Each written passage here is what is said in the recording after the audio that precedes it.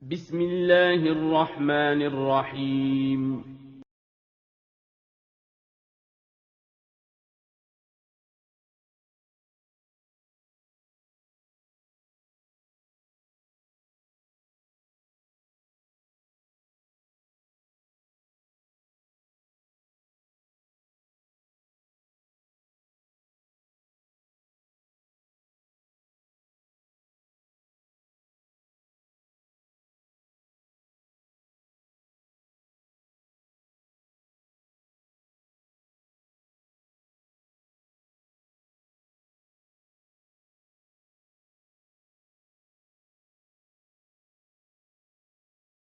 Bismillah, Assalamualaikum warahmatullahi wabarakatuh. Alhamdulillahi rabbil alamin. Wassalatu wassalamu ala rasulillah. La hawla wa la quwata illa billah. Amma ba'd. Kaifa halukum? Bagaimana kabarnya anak-anakku?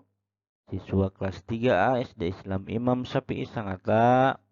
Semoga kalian selalu dalam lindungan Allah, selalu dalam keadaan yang sehat, dan selalu semangat untuk belajar. Baiklah, sebelum kita belajar, mari kita bersama-sama membaca doa agar apa yang kita pelajari bermanfaat. Bismillahirrahmanirrahim. Allahumma inni as'aluka ilman nafi'a wa rizqan tayyiba wa amalan mutaqabbala. Materi yang akan kita pelajari pada hari ini masih di tema 6, energi dan perubahannya. Subtema yang kedua, perubahan energi. Pembelajaran 1, 2, dan 3. Materi yang akan kita pelajari hari ini insya Allah mengidentifikasi informasi terkait perubahan energi, menentukan satuan waktu, menemukan kosakata atau istilah yang terkait dengan perubahan energi, mengidentifikasi kewajiban-kewajiban terkait perubahan energi. Materi pertama, mengidentifikasi informasi terkait perubahan energi. Anak-anak, kalian tentu sudah tahu bahwa energi sangat diperlukan manusia untuk melakukan suatu kegiatan. Tahukah kalian dari mana energi kita berasal? Ya, tentu saja dari makanan yang kita konsumsi. Makanan yang kita konsumsi mengandung zat-zat yang bermanfaat bagi tubuh, sehingga kita bisa beraktivitas. Bayangkan kalau kita tidak makan, apakah kita bisa beraktivitas? Tentu tidak. Anak-anakku, energi tidak dapat diciptakan oleh manusia. Energi juga tidak dapat dimusnahkan. Energi hanya dapat diubah dari satu bentuk ke bentuk lainnya. Ayo membaca. Perhatikan teks bacaan berikut ini. Perubahan energi. Fahjam sedang membantu ibu di dapur. Fahjam memerhatikan kompor yang sedang menyala. Fahjam bertanya kepada ibu, bagaimana kompor itu dapat menyala? Kompor dapat menyala karena ada bahan bakarnya. Bahan bakar yang sering digunakan untuk kompor adalah minyak tanah atau gas. Energi pada minyak tanah dan gas adalah energi kimia. Minyak tanah diserap oleh sumbu kompor. Sumbu kompor disulut api hingga menyala. Pada saat kompor menyala terjadi perubahan dari energi kimia menjadi energi panas.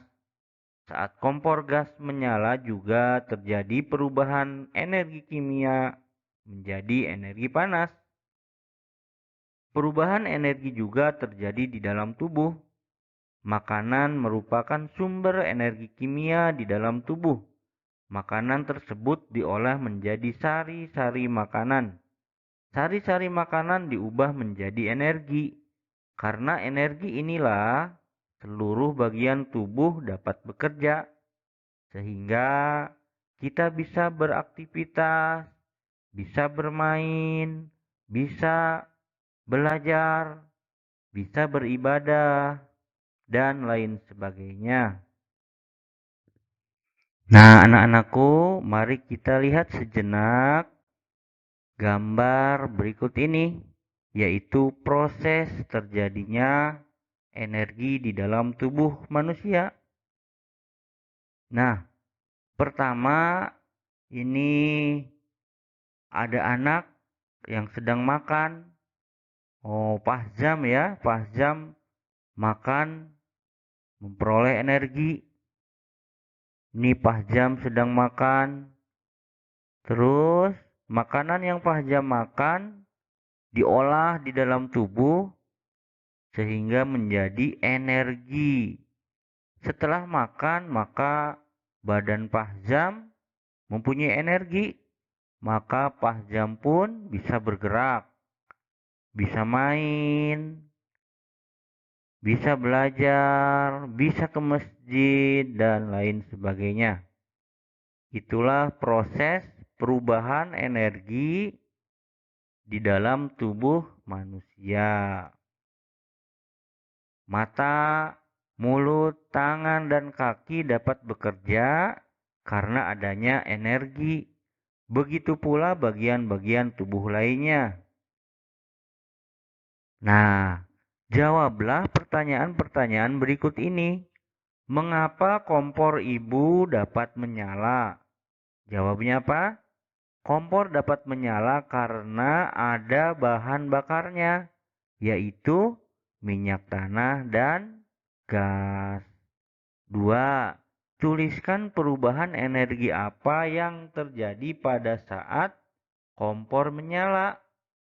Jawabannya, ya, pada saat kompor menyala terjadi perubahan dari energi kimia menjadi energi panas. Nah, harap diingat ya anak-anak, pertanyaan dan jawaban yang barusan. Kenapa kompor menyala? Karena ada bahan bakarnya, yaitu minyak tanah dan gas. Terus, perubahan energi apa yang terjadi pada kompor menyala? Kompor menyala terjadi perubahan dari energi kimia menjadi energi panas. Ya, ingat-ingat ya anak-anak, jangan sampai lupa. Tuliskan perubahan energi apa yang terjadi di dalam tubuh kita.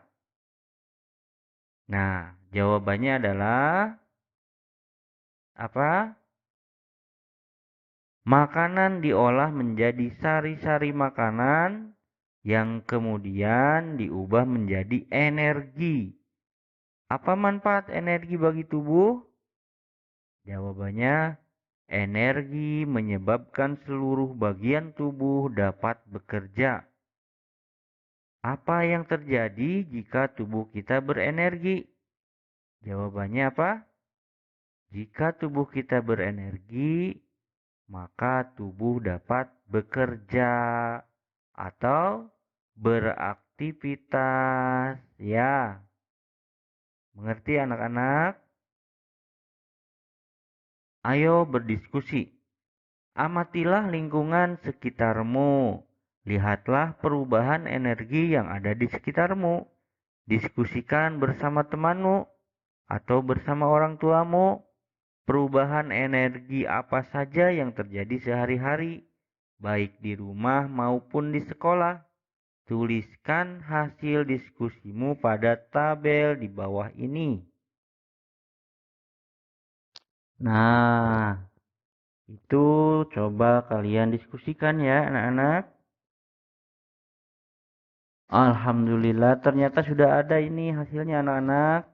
Kalian hanya tinggal memperhatikan dan memahami peristiwa perubahan energi yang ada di rumah dan peristiwa perubahan energi yang ada di sekolah. Pertama, kita akan membahas peristiwa perubahan energi di rumah. Yang ini ya. Nah, yang ini. Coba kalian lihat. Perubahan energi listrik menjadi energi gerak pada kipas angin. Tuh, di sekolah ada kipas angin ya. Itu merupakan peristiwa perubahan energi di rumah. Selanjutnya, perubahan energi kimia menjadi energi panas saat menyalakan kompor. Nah, ini di dapur ya. Selanjutnya, perubahan energi listrik menjadi energi panas saat ibu menyetrika baju. Nah, selanjutnya apa lagi? Perubahan energi listrik menjadi energi bunyi pada saat mendengarkan radio.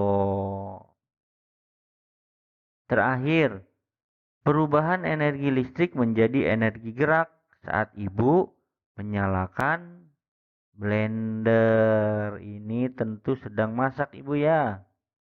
Nah, itulah contoh peristiwa perubahan energi yang ada di rumah. Sekarang kita bahas peristiwa perubahan energi di sekolah. Contohnya apa saja? Pertama, perubahan energi listrik menjadi cahaya pada lampu ruang kelas. Nah, di ruang kelas ada lampu. Tentu di rumah juga ada ya.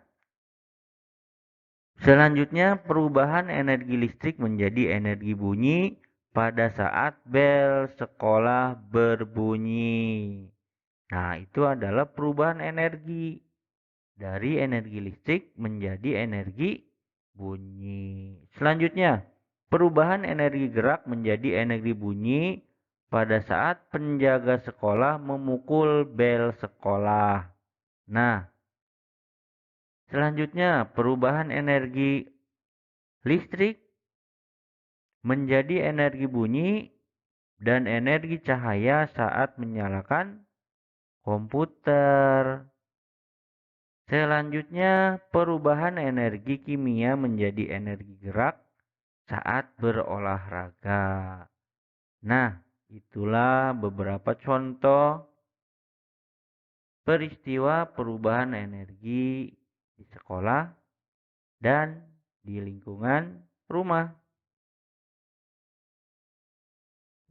Materi selanjutnya menentukan satuan waktu.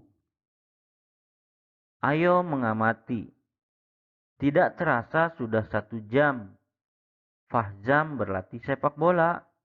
Fahzam berlatih sejak pukul 12:30. Sekarang Fahzam merasa sangat lelah. Fahzam pun pergi ke kamar untuk istirahat tidur siang. Sampai di kamar, Fahzam langsung membaringkan tubuh. Tidak lama kemudian, Fahzam pun tertidur. Tepat pukul 16:00, Fahzam terbangun. Jam dinding berbunyi. Fahzam segera mandi. Selesai mandi, ganti pakaian, dan sholat di masjid. Fahzam mengulang pelajaran. Alhamdulillah ada pekerjaan rumah yang harus dikerjakan. Fahzam mengerjakan PR dengan serius. Tidak terasa jam dinding menunjukkan pukul 17:30.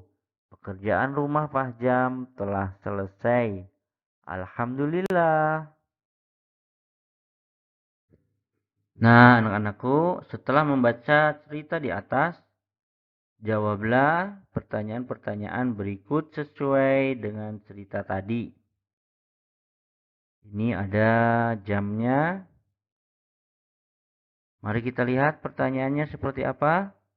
Ya, 1. Pukul berapa Fahzam selesai latihan sepak bola di rumahnya? Tadi Fahzam berlatih sejak pukul 12:30. Berarti 1 jam dari 12:30 berarti Pukul berapa? Pukul 13.30.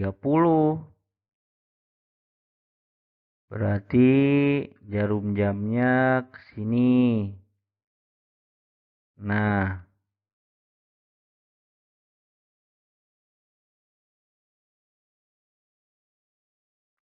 nomor 2. Berapa lama Pak Jam tidur siang? Tadi Pak Jam terbangun tepat pukul 16. Latihannya jam atau pukul 1.30. Berarti berapa jam? 3 jam lebih 30 menit. Selanjutnya, berapa lama Fahjam mengerjakan pekerjaan rumah? Jawabannya 1 jam 30 menit. Karena tadi Fahjam selesai atau bangun tidur pukul 16. Dari jam 16 Fahjam belajar sampai pukul 17.30, yaitu mengerjakan pekerjaan rumah. Nah, itulah anak-anakku materi tentang menghitung satuan waktu. Sekarang materi selanjutnya, menemukan kosakata atau istilah yang terkait dengan perubahan energi. Ayo mengamati. Setelah melakukan kegiatan jasmani, badan kita akan terasa lelah. Energi perlu dikembalikan lagi. Istirahat sejenak dan minum air putih dapat menyegarkan kembali tubuh kita. Perubahan energi bukan hanya terjadi di dalam tubuh manusia. Perubahan energi dapat dilihat pada peralatan yang digunakan sehari-hari. Pelajari lebih lanjut contoh perubahan energi tersebut. 1. Perubahan energi listrik menjadi energi panas. Peristiwa perubahan energi ini dapat terjadi pada setrika listrik. Saat kabel setrika diberi aliran listrik, seketika itu energi listrik berubah menjadi energi panas. Peristiwa yang sama juga terjadi pada kompor listrik dan penanak nasi listrik. Ya kan? Ketika kabel dicolokkan ke aliran listrik, maka setrikaan akan berubah menjadi panas. Begitu pula dengan penanak nasi listrik dan kompor listrik. Selanjutnya nomor 2, perubahan energi listrik menjadi energi gerak. Perubahan energi lainnya adalah perubahan energi listrik menjadi energi gerak. Lihatlah alat-alat berikut saat menggunakan peralatan tersebut. Jadi perubahan energi listrik menjadi energi gerak. Mari kita lihat contohnya apa anak-anak. Nah, contohnya adalah kipas angin, blender, dan bor listrik. Itu adalah alat-alat yang memiliki perubahan energi listrik menjadi energi gerak. Selanjutnya, perubahan energi kimia menjadi energi panas. Contoh perubahan energi kimia menjadi energi panas dapat dilihat pada kompor minyak tanah. Sebelum digunakan, kompor diisi dengan minyak tanah terlebih dahulu. Kompor dinyalakan dengan api, timbullah panas. Nah, ini adalah energi panas yang dihasilkan kompor gas dan digunakan untuk memasak sayur. 4. Perubahan energi gerak menjadi energi bunyi. Contoh perubahan energi gerak menjadi energi bunyi dapat kita lihat saat kentongan dipukul Energi gerak pemukul kentongan berubah menjadi energi bunyi. Nah, ketika penjaga malam yang bekerja atau melakukan kegiatan keamanan, maka biasanya mereka memukul kentongan, menandakan bahwa di wilayah tersebut ada keamanannya. Nah, ini Bapak Hansip sedang memukul kentongan. Materi selanjutnya mengidentifikasi kewajiban-kewajiban terkait perubahan energi. Ayo mengamati. Allah Subhanahu wa Ta'ala Maha Pengasih lagi Maha Penyayang. Karena kasih sayangnya, kita semua dapat hidup.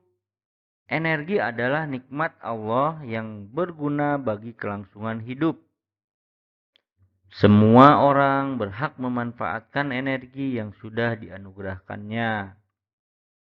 Kita berhak menggunakan energi tersebut, tapi kita juga memiliki kewajiban terhadap energi. Kita wajib menggunakan energi dengan bijak. Energi di dalam tubuh harus digunakan untuk sesuatu yang baik dan bermanfaat. Contohnya, seorang guru, ia mengeluarkan energinya untuk mengajar. Ia curahkan tenaga agar murid-muridnya menjadi cerdas dan terampil. Guru berharap kelak murid-muridnya menjadi orang yang berguna. Demikian juga seorang petani. Ia menggarap sawahnya dengan sekuat tenaga. Energinya digunakan untuk mencangkul, menanam padi di sawah.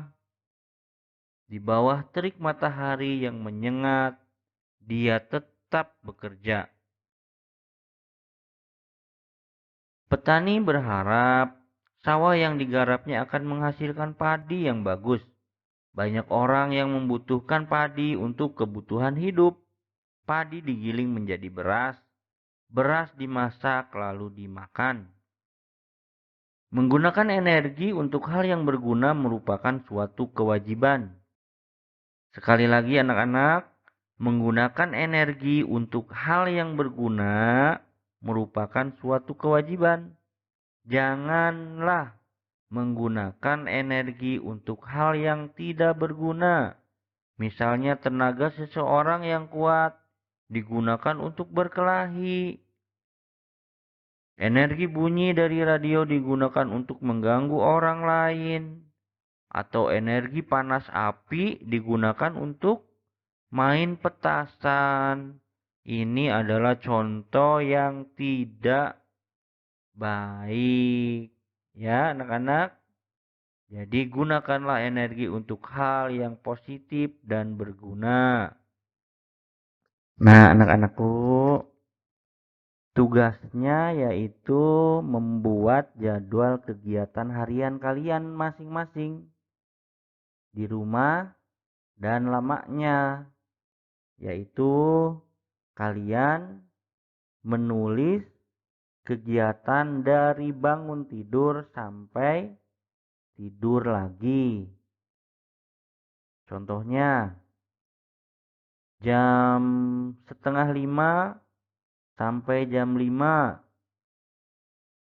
Kegiatannya apa? Bangun tidur dan mandi, berpakaian, dan persiapan sholat subuh.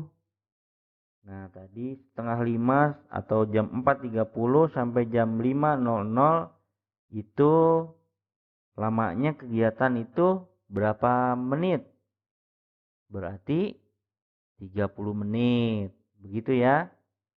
Contoh tabelnya kalian lihat di halaman 70 dan 71. Seperti itu ya. Pertama kolom waktu, yang kedua kegiatan, yang terakhir lamanya kegiatan kalian. Sekali lagi, misalkan dari jam 4:30 sampai 5.00 diisi dengan kegiatannya apa? Bangun tidur, mandi, berpakaian, dan persiapan sholat ke masjid. Terus lamanya berarti 30 menit. Selanjutnya dari jam 5 sampai jam berapa kalian melakukan apa? Dan selanjutnya sampai besok, sampai siang, sampai sore, sampai malam, sampai tidur. Ya, mengerti ya anak-anak? Kalian tinggal melihat contohnya ada di halaman 70 dan 71. Silakan diisi dan boleh bertanya dengan orang tua kalian. Jawaban dikumpulkan langsung melalui WA pribadi atau Telegram. Anak-anakku, kelas 3A SD Islam Imam Syafi'i Sangatta, alhamdulillah kita sudah menyelesaikan pembelajaran kelima dan keenam pada hari ini. Mari kita tutup pembelajaran kita pada pagi hari ini dengan bersama-sama membaca doa kafaratul majelis. Subhanakallahumma wa bihamdika asyhadu an la ilaha illa anta astaghfiruka wa atubu ilaik. Wassalamualaikum warahmatullahi wabarakatuh.